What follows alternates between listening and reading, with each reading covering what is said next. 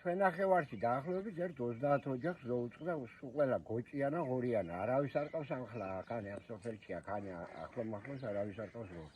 ხმარება რა ვიცი უცებ მეიწყენს საჭმელს არ ჭამს და ფილტვების სიცხე ემართება და გდება ხორებ კუთხეში არა მე მყავდა ახლა ერთი და გახდა უცებ ამა და დამყარი რამე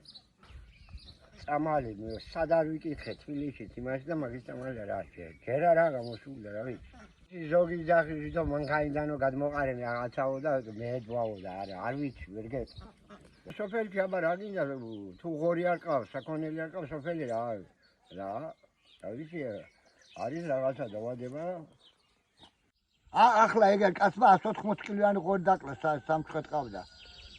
ღორის ჭირია რამოდენიმე წელწადია 28 წული ღორი ფერმაზე მუშაობდი მე და იქინე გადავყარე პირველად რომ შემოვიდა არიწუმაო